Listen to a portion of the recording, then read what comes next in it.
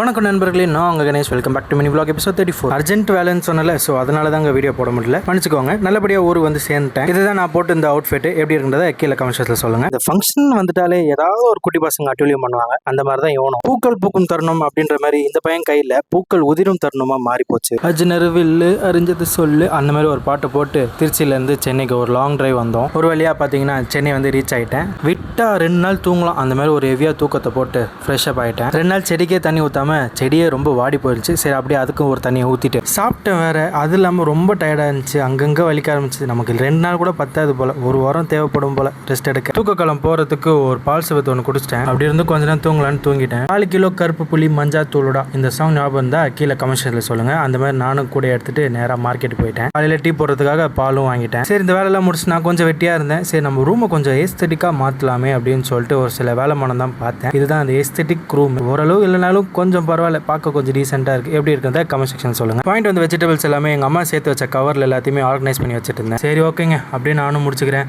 அடுத்த vlogல் சந்திப்போம். Bye bye.